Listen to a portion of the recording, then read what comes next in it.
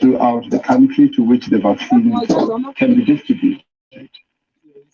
Once we have completed the vaccination of health workers, we will move to phase 2 of the National Vaccine Strategy, which will include essential workers, people over 60 years, people with comorbidities, in other words, other health challenges, as well as those living in places such as nursing homes and hostels.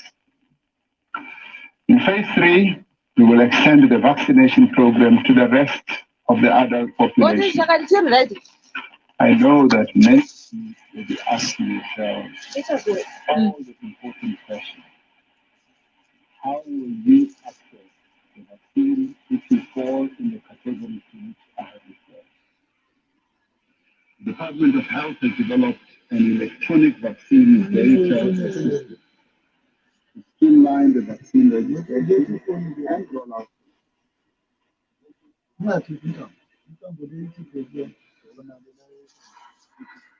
The administration of the vaccine. As soon as they qualify at the vaccine center,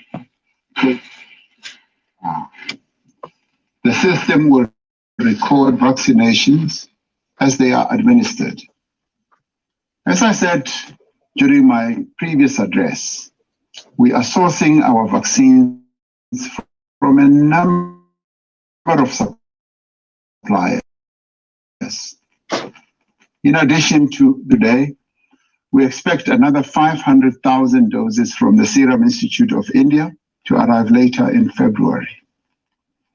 We have secured 12 million doses in total from the global COVAX facility, which operates under the WHO, which has indicated that it will release approximately 2 million doses by March.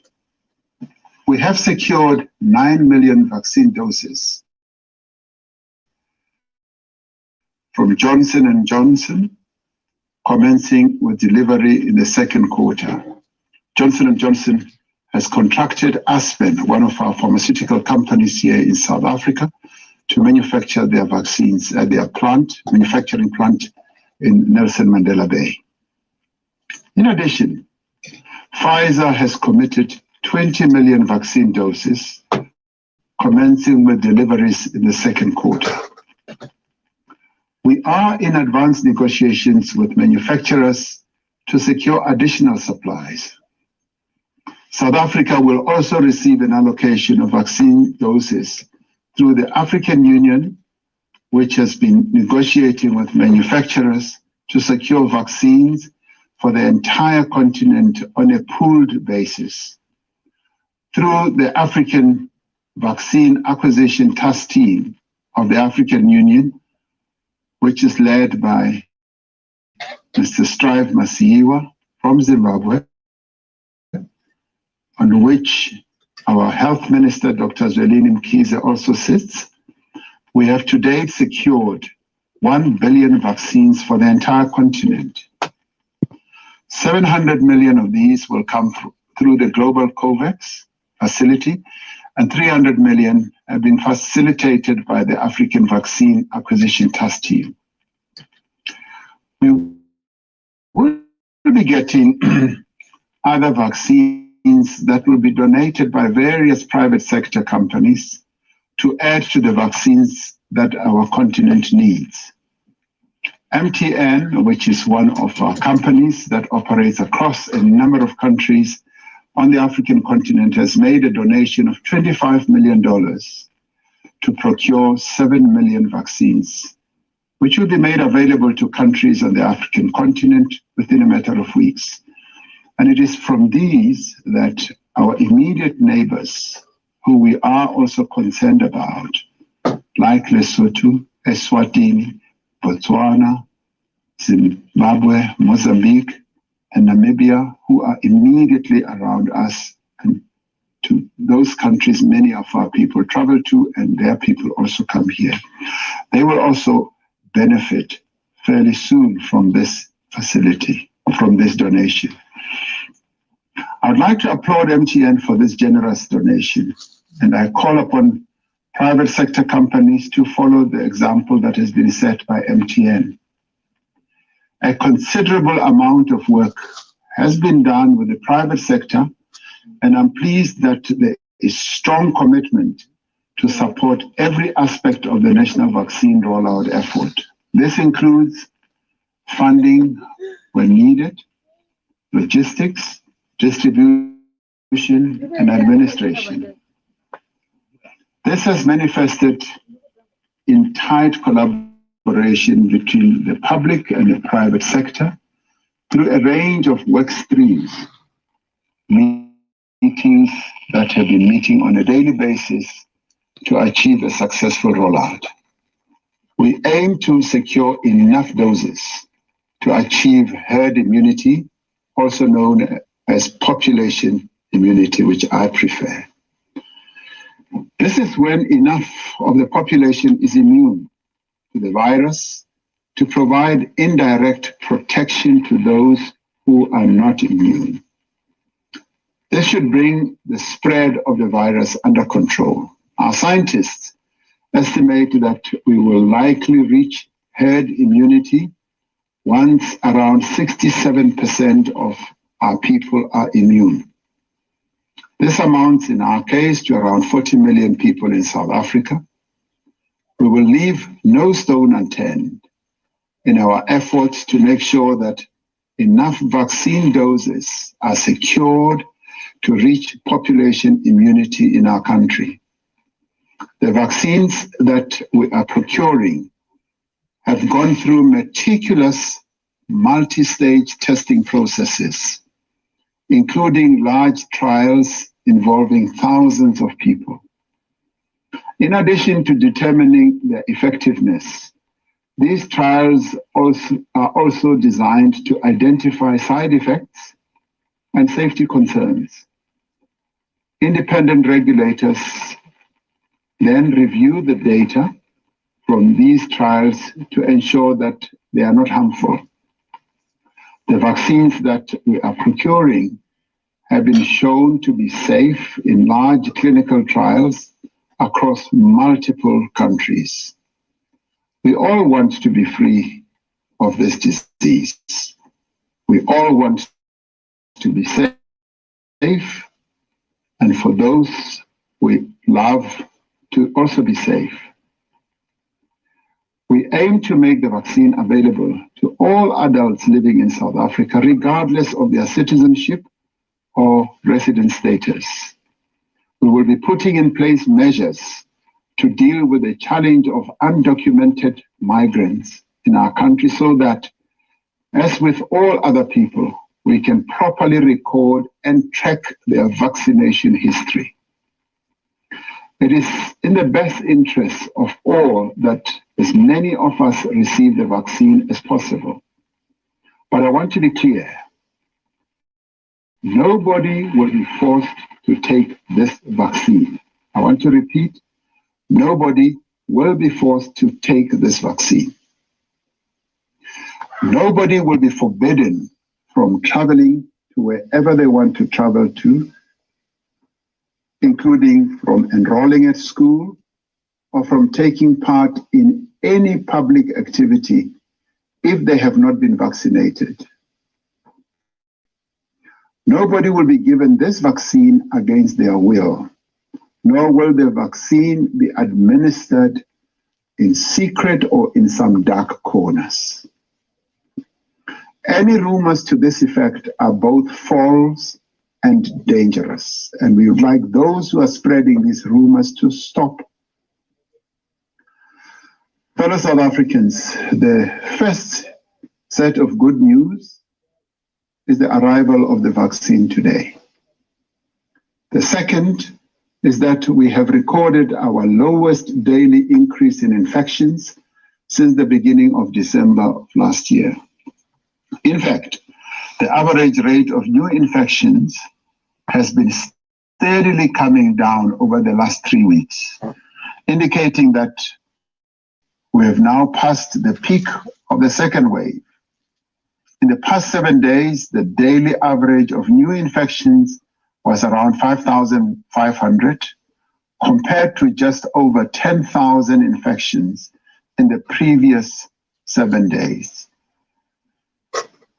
In other words, the average number of daily new infection has come down to almost half of what it was. The number of hospital admissions has also been falling. At the peak of the second wave, we recorded over 2,300 hospital admissions in a day. This has now fallen to 295 hospital admissions by the 29th of January.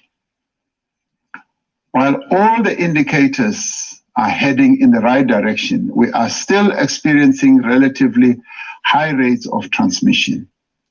We are pleased that across the country, most people are adhering to the restrictions we have had to impose and are diligently observing the basic health measures needed to prevent infection.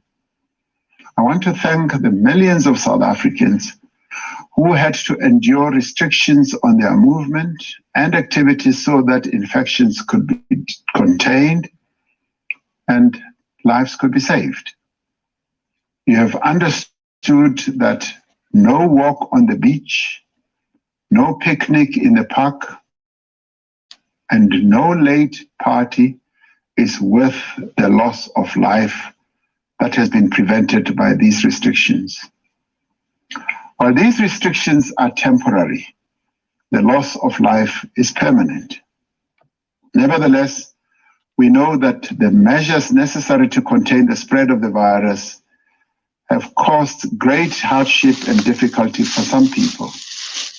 We are acutely aware that these restrictions have negatively affected businesses and threatened jobs in the hospitality, the tourism, and related industries.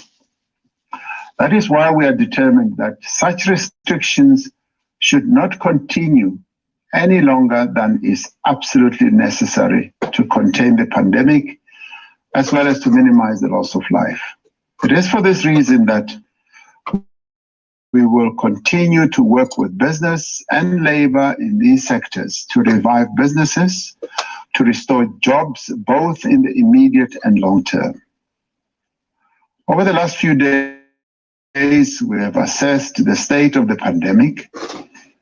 We have sought the advice of our experts and consulted with representatives of the provincial, local governments, as well as our traditional leaders. With a clear decline in new infections,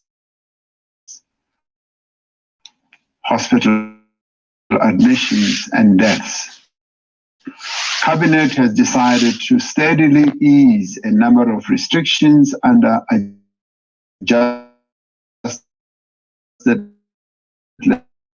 level 3.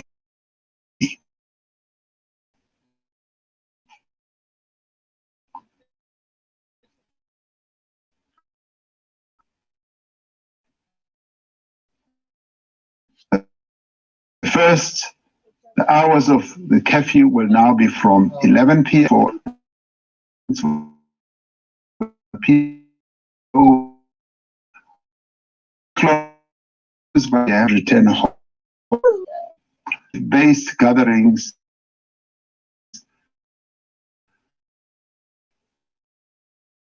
will now be permitted, subject to speed, and 100 people for capacity of the venue may be used. Thirdly, public places such as beaches, dams, rivers, parks, and public swimming pools will be reopened subject to health protocols. Restrictions on the sale of alcohol will be eased. The sale of off-site will be permitted from Mondays to Thursdays from 10 a.m. to 6 p.m. Duty-free shops, registered wineries, wine farms, microbreweries, and micro distilleries will be able to sell alcohol for off-site consumption during their normal licensed operating hours. The sale of alcohol by licensed premises for on-site consumption, such as restaurants and taverns,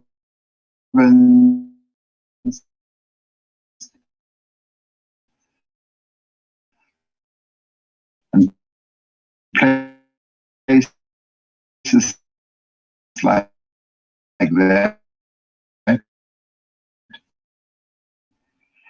will be permitted throughout the week from 10 a.m. to 10 p.m.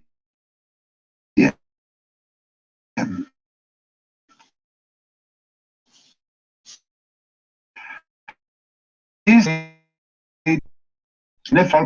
hospital personnel want to stably reform essential behaviors.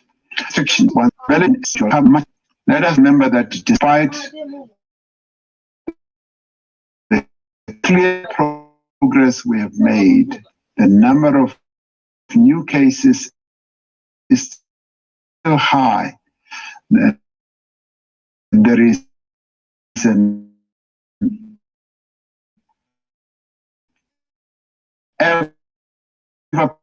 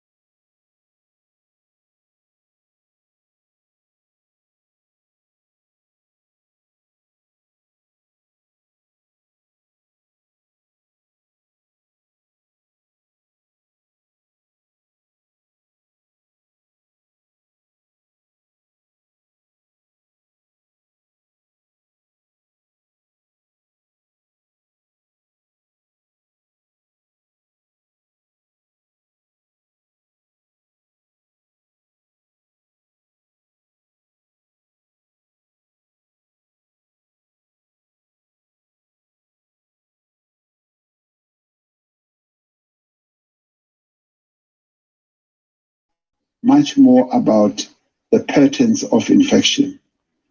If a member of a household has COVID-19 and hygiene measures are not implemented or observed, the chances are high that infection will spread to persons in the same household. We have seen this happening.